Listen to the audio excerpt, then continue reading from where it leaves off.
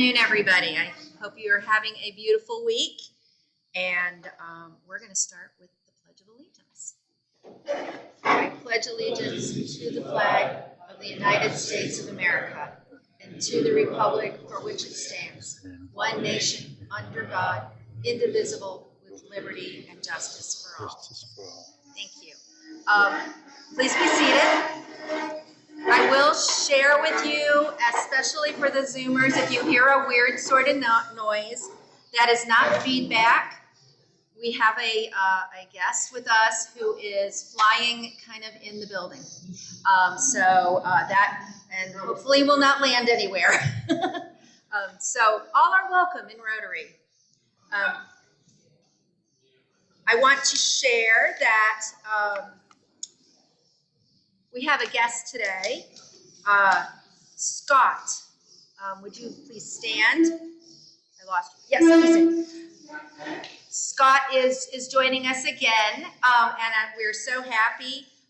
He is with Edward Jones, as you remember. He's being sponsored. Hear my words. He is being sponsored by Stan Martindale and Brendan Wiley because Scott has filled out an application. So, welcome. Thank you very much. Our Rotary Cup money, please give generously. Our Cup money this month will go to Pine Ridge Prep Academy for materials that can be used at home tied to their pre-reading curriculum. It's really essential, as I told you last time, it's essential to have a book-rich environment and have those resources at home, especially when you're first learning to read. So that's wonderful. Joan, would you like to join me? We have another Paul Harris Fellow award that we'd like to recognize, and we would like to recognize Jen Wagner, and she is receiving a Paul Harris Fellow +3. Thank you.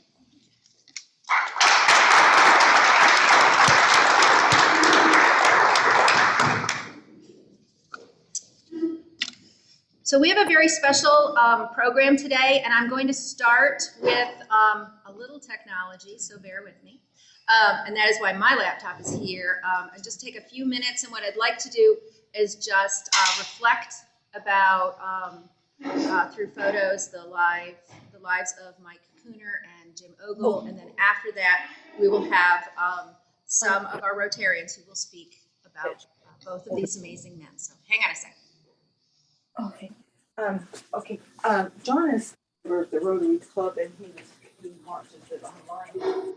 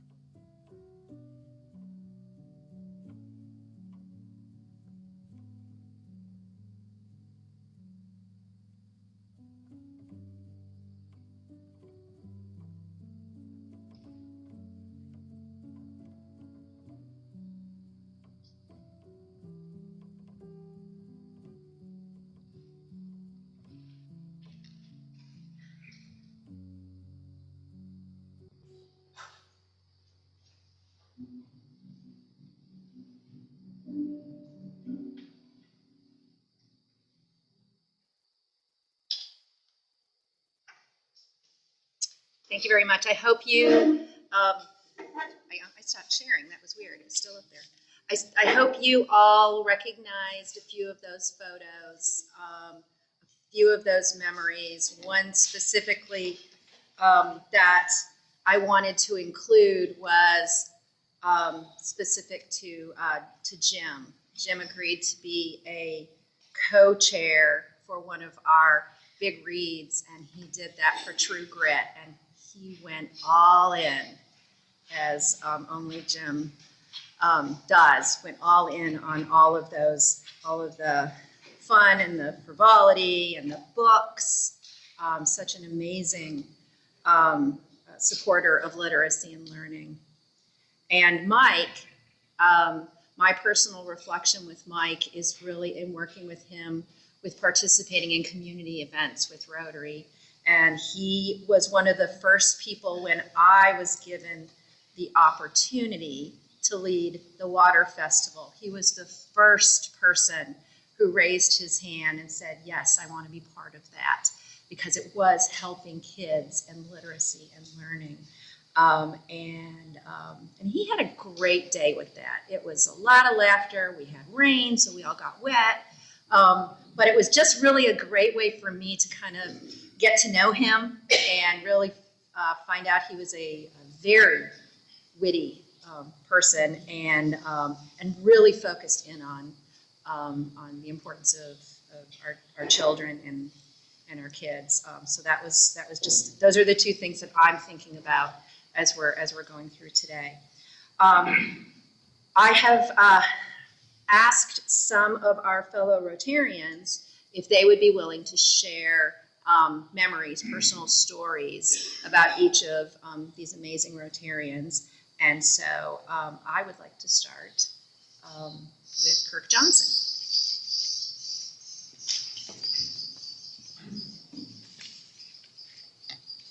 Thank you, President Marie. It's an honor for me to join Anita August in this memorial to Jim Ogle. And going off script just a little bit, watching the pictures of Jim that we just saw kind of really reflect, for those people who maybe did not know Jim or new to the club or to Topeka, those great big gestures that you saw with Jim's arms, and his mouth was always open. He was either talking or that great big smile that you saw over and over again. I knew Jim primarily through Rotary and as a fellow board member of the North Topeka Arts and Entertainment District, or NODO. When I joined the NODO board, Jim was the president. Anita will speak more about Jim and his importance to that organization. But it was through that association that I really saw Jim as a visionary. I tend to be very practical and want to know how much it's going to cost and where we're going to get the money. And Jim always looked beyond that. You know, he could see the big picture. He saw how something was going to improve. First of all, that part of Topeka, then more importantly, Topeka as a whole and the whole of Northeast Kansas. Jim passed away on March 31st, 2022 after a battle with cancer. During that time period, Jim and I exchanged text messages a number of times and some phone conversations as well. I always tried to encourage him, and sometimes I went away being the one encouraged, because that was, again, Jim's personality was positive and forward-looking. On my long runs that I take, I always pray for people that I know who have cancer and are battling it. And I shared that with Jim, and he encouraged it, and I know appreciated it. Jim's last job was as executive director of Freedom's Frontier National Heritage Area. I know that in that capacity, he worked with a number of other Rotarians within this group and worked hard to preserve the historic area and to help educate about the importance of this area to the state and to our nation. Prior to that, Jim had a long career in broadcasting, having graduated from the University of Missouri, and among other things, was a longtime general manager of WIBW here in Topeka.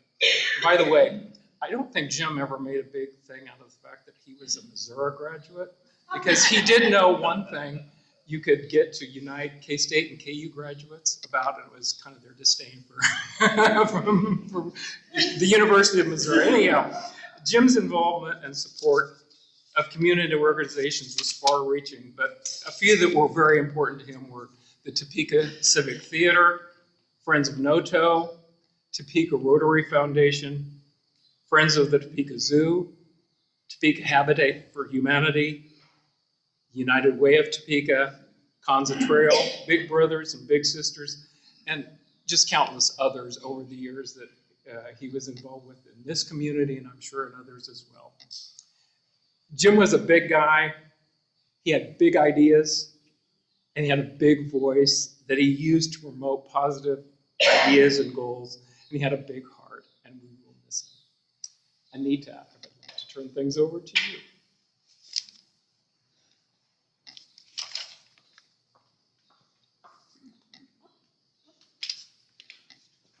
Well, great job, Kirk. I don't really even need to come up here. You did it so beautifully. But what a joy to know someone who lit up a room when he walked in, knowing he would soon have us laughing and engaged in fun but meaningful conversation. And then he'd soon have a plan for being involved in some significant activity and be pulling us in with him. That would be Jim Ogle. Jim came to Topeka, as Kirk said, to become the new general manager of WIBW-TV, where he built the organization for 10 years. And I just want to say thank you to WIBW-TV for being here today. On Jim's arrival, the community was invited to meet him and celebrate his new leadership. I hadn't met Jim, so I expected the usual cake and punch reception open house, but not with Jim. He had entertainment outdoors and an abundance of beautiful food inside. It was a big party. We quickly learned that's the way Jim did things, ensuring that everyone had fun. Jim was a past president of our Rotary Club, of his Rotary Club in Kentucky. You can imagine the energy and excitement he brought to the club. Now, we have more than one Rotary Club in Topeka, as you know, so we were thrilled when Jim made the choice to become a member of downtown Topeka Rotary. And he inspired us on a regular basis, serving on various committees, bringing his vast experience to inspire us. When I served as president, I knew I could always depend on him for his vision, fantastic vision, I should say, his ideas, and his support. I asked him to serve as sort of an ambassador, working to help new members feel welcome and comfortable. He could be depended on to do just about anything and everything, and was especially great when we put a microphone in front of him. He was an ideal Rotarian.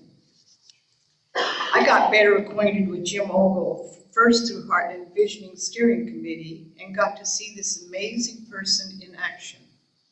Jim would listen to comments and discussion on Topeka's future, and then stand up and paint a picture of how we could get there. It was exciting to see so many of his visions unfold, working together. One of the visions for Topeka moving forward was that of developing an arts district.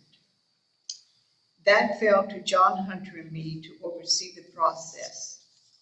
John and I spent months absorbing the huge task with a committee, working to decide where to locate this arts district. We hit a brick wall. We finally realized we needed to talk to the person with amazing vision, Jim Ogle. So we made an appointment to go to his WIPW office.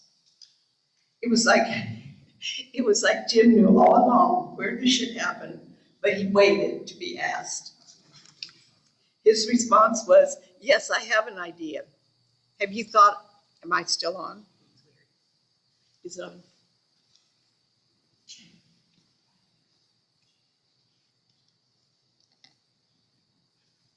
They all went off. Test, test. Can you hear me?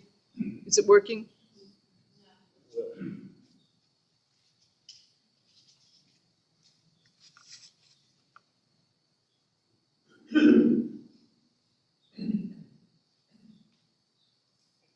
Plan B.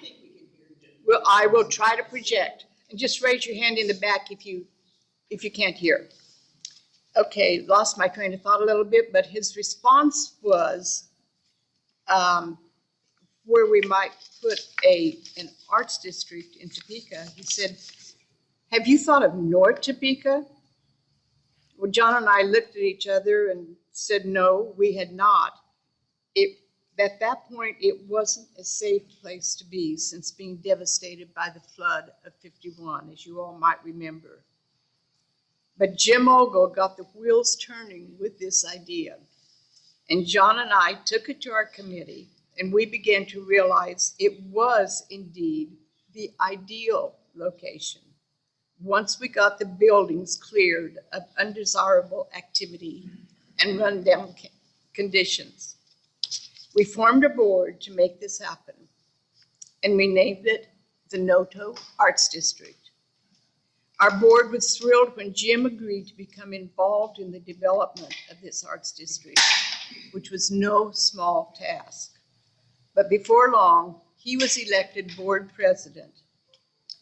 He didn't tell us what he thought. It was more like, have you thought about this idea? Or you might want to think about, but never telling us what to do.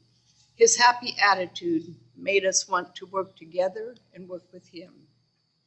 We so appreciated his vision, his inspiration to always think outside the box. And yet, still today, I can see him walking to the window of our meeting and saying, well, I lost one of the pages.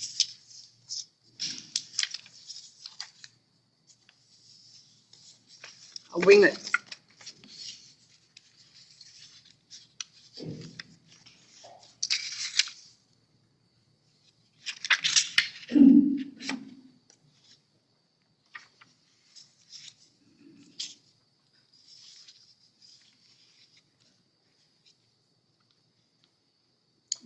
Okay, I just have lost my train of thought.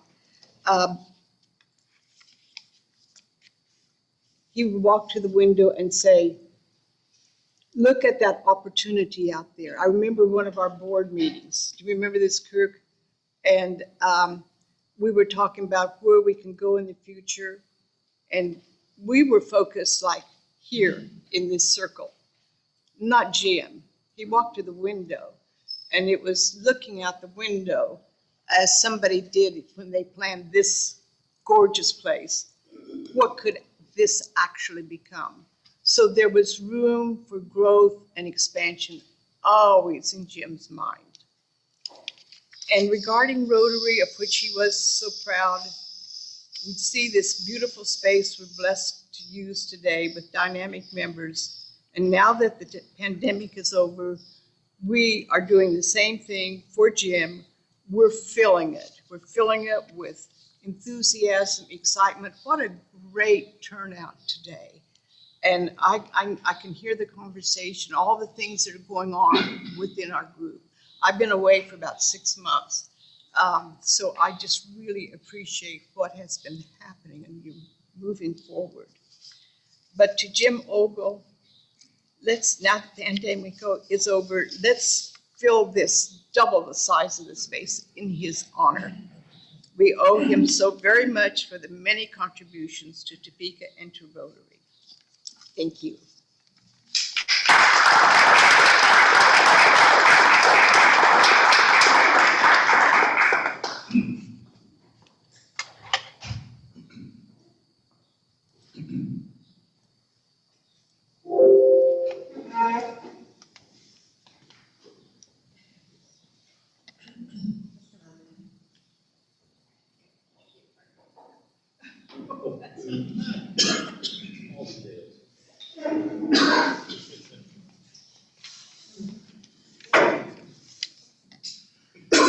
Well, this is, thank you, Kirk, and thank you, Anita. That was beautiful. And I apologize once again for the technology. And, I am very pleased and honored to be able to invite Mark up to come and speak about Mike and his significance for Rotary and the community.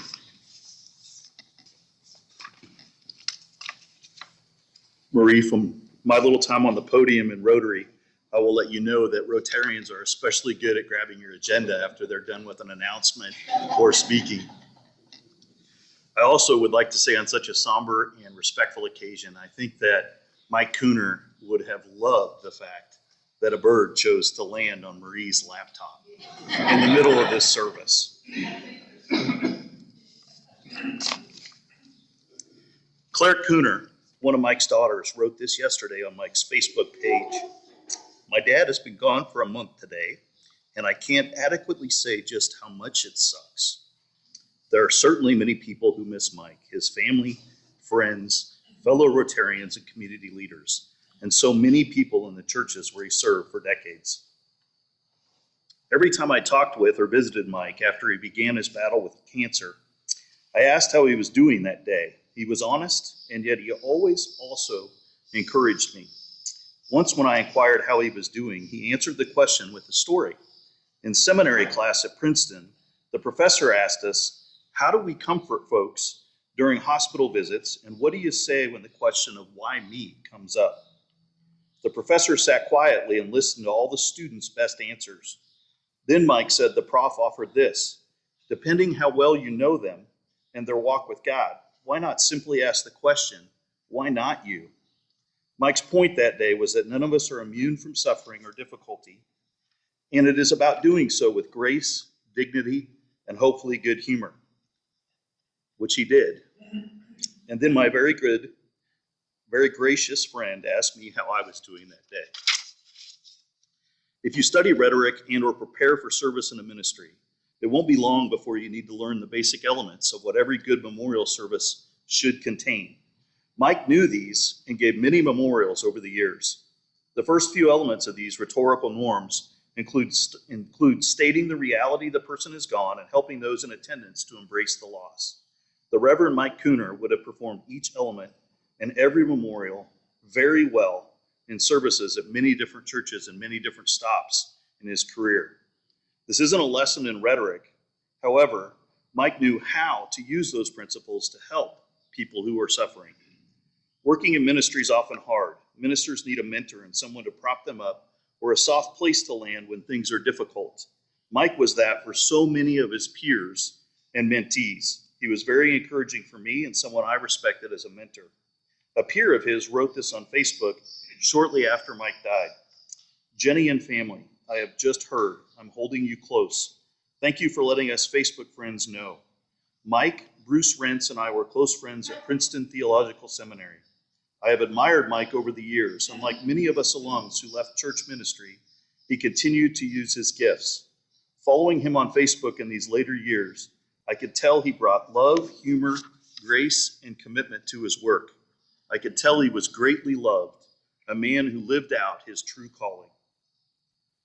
I had the privilege of serving with Mike on the board of Cornerstone of Topeka, a nonprofit in our community that manages nearly 190 transitional homeless and affordable housing units. And there goes our tension breaker. Thank you again. A little over a year ago, Mike called me as his vice president and said, I think it may be time for you to take over and my presidency to come to an early end. I'm not sure I have the energy to continue to serve. I had already talked with Chris Palmer, the executive director, and we agreed that if Mike were open to it, he didn't need to do a thing and great things would be accomplished during his full 2-year term, and he could attend when and if he felt well enough with no pressure to lead. I can say that great things were accomplished in Mike's full 2-year term. Cornerstone plans to break ground later this year on the Kuner home, which will add a duplex with 2 brand new 2-bedroom, 1-bath units to the homeless transition program in Mike's honor. 65% of the funding has been secured, and we're confident the remainder of the funds will be raised. To those of you who have already given to the project in Mike's honor, we extend a warm thank you. A depiction of Mike wearing his collar with arms outstretched will greet and encourage all who come and go there with one of his favorite sayings, a quote attributed to Albert Schweitzer, the theologian, organist, musicologist, writer, humanitarian, philosopher, and physician, as part of Mike's email signature. The only thing of importance when we depart will be the traces of love we have left behind. And wasn't that just like Mike, to pick somebody that accomplished and then have a quote about love from that person? Mike served our community in many ways. He was president of South Topeka Rotary and one of their charter members. He also served on the Porter County, Indiana Mental Health Association, the Topeka Youth Project, the Topeka Festival Singers, the Topeka Jayhawker Club, and Vita Ministry to the Hispanic community. I'd like to read you this from an article written by our own Mike Hall, who was much more eloquent than I could ever be. If you are lucky, you have friends, relatives, even acquaintances who keep things light with their humor. One of mine is the Reverend Mike Kuner, a pastor with the Wakarusa Presbyterian Church. We belong to several organizations together, a book discussion group, Rotary, and the Jayhawker Club, so named for the state symbol, not the University of Kansas. He likes to tell the story of a clergyman who learned that one of his parishioners was in the hospital, seriously ill. The man might not survive. The clergyman went to the hospital where he stayed by the dying man's bedside, reading from the Bible and praying. Just as it appeared the end was near, the patient made motions in the air indicating he wanted a pen and paper. They were given to him. He scribbled something hurriedly, then expired. The clergyman was distraught, so he stuck the piece of paper in his pocket and forgot about it. Came the day of the man's funeral, and the clergyman gave a powerful eulogy, citing the man's impact on his family and friends, his contributions to the community, and his warm humanness. It was then he remembered the paper in his pocket. He brought it out and explained it was the man's last words. It read, "Get off my oxygen tube." That funny example of humility and love that Mike presented to all of us in his own way was something to model. I struggle to think of someone who is better educated, better read, and more devoted to a career than Mike was to ministry, his family, and service, combined with being an incredible example of how to walk the walk and love the one in front of him. One of my absolute favorite pictures of Mike is him doing children's church. And he had a bunch of kids on the front steps, and he was so polished that he was actually gesturing as he was reading a story to them and talking to them. I'd like to close and hand off to Lee Morris by sharing the last element of a good memorial as a call to action, an encouragement to live life in a way that honors the life and memory of the person we are remembering. Mike would want you to be happy for him and remember that he anticipated being in a better place. He would also ask you to remember the story about the oxygen tube. Laugh loudly and often, and even if it is challenging to avoid the oxygen tubes of life, love the person in front of you. Mike, you are and will be missed, and we will continue the legacy of love and service you modeled. Till next time, my good friend. Lee Morris will now share some thoughts and memories. Thank you.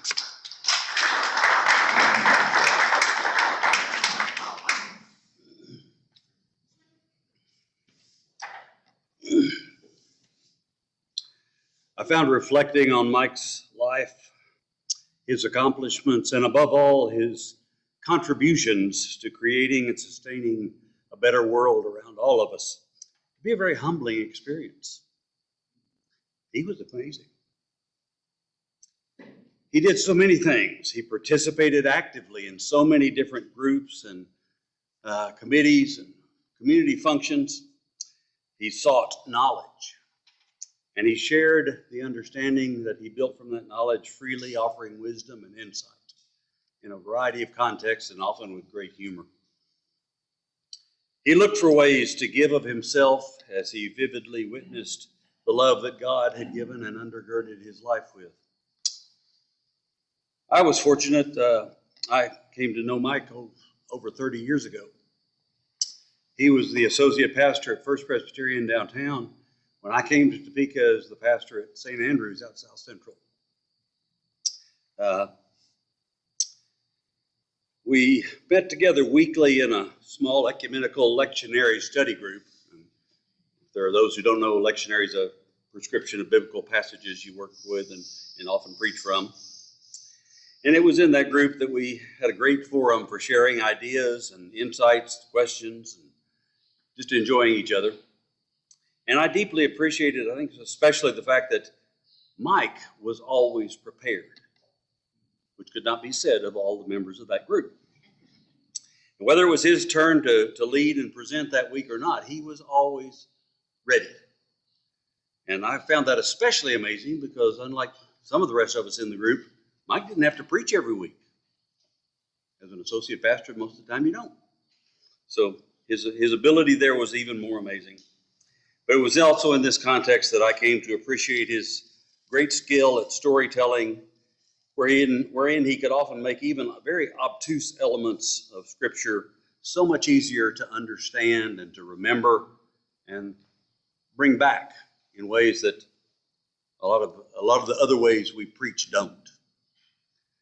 Mike had a remarkable ability to listen to people, to empathize with them, to offer them openness and acceptance and comfort to anyone who needed a willing ear and a loving heart. And it was those talents that led him to such a wide array of ministries. I don't think most people know how many ways ministers can be involved in the activities of not just the church, but ministry at large. He was the associate pastor, as I'd noted. He became a pastor. He went to a fairly large church in northwestern Oklahoma City. Came back here and was an interim minister. And for those of you who don't know, an interim minister is someone who goes in and usually serves the church for 6 months to 2 years or so between pastors.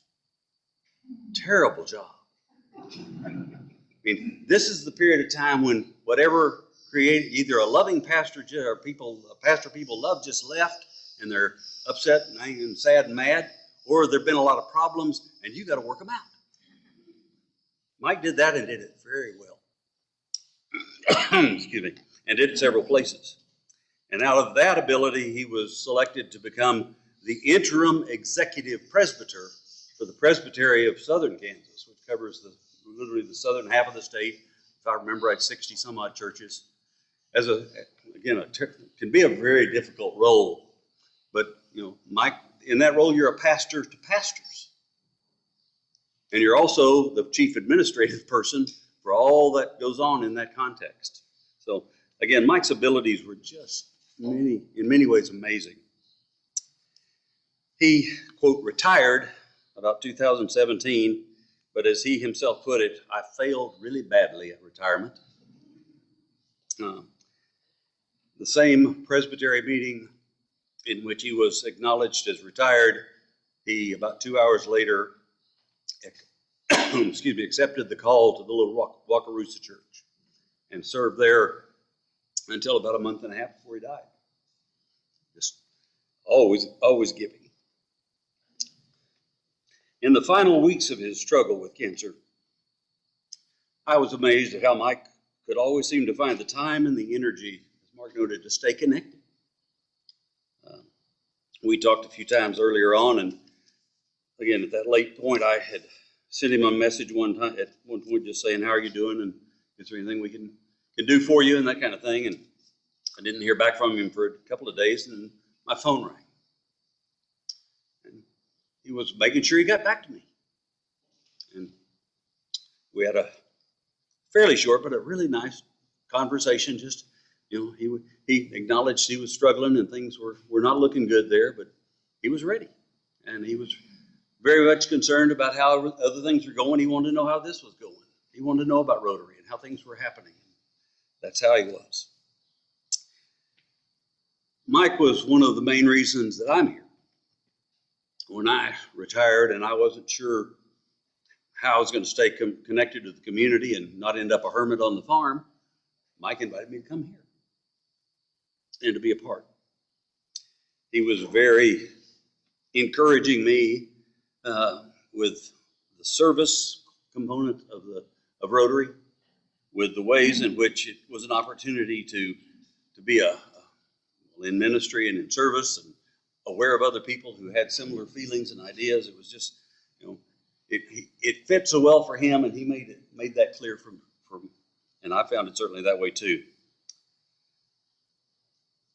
Mike's family also summarized in writing his obituary, just with a short paragraph, what I think really summarizes what most of us can even wish our lives would be remembered much like this. Saying, a husband, a father, a grandfather, a friend, and a pastor, Mike will be remembered for his compassion, his humor, his tolerance, his open mind, his open door, for his forgiving nature and his gift for storytelling, as well as unconditional acceptance of each person he met as a unique expression of the divine.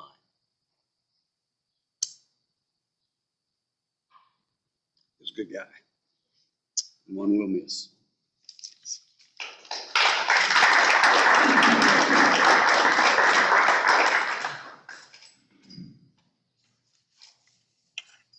Anita, Kurt, Mark, Lee, thank you so very much. Those were moving stories. Those were a great testimony of the amazing two men that we had the pleasure to get to know and enjoy and build better friendships with, who made such a difference in this community. So thank you. I know that was heartfelt, and I know it was hard, so I very much appreciate it. We have brought the bell. It was a little heavy, but we brought the bell, and I would like it if we would stand for a moment in memory.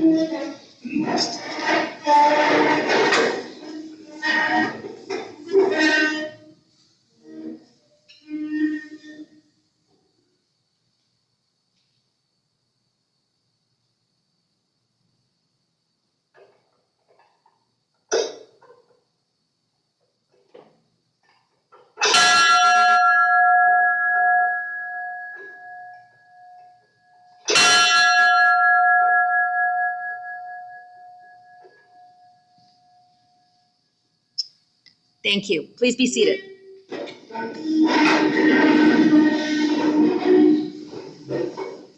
Thank you for everybody for sticking with us, for the additional guests we had at our memorial, for all the work we did putting the memorial together.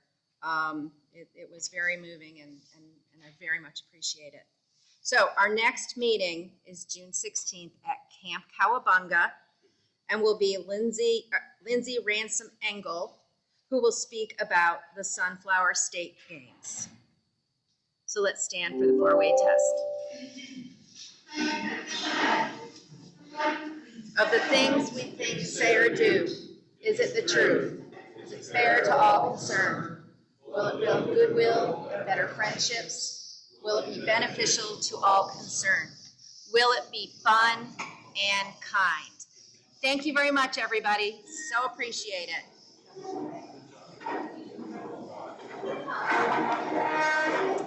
Thank you, Zoomers.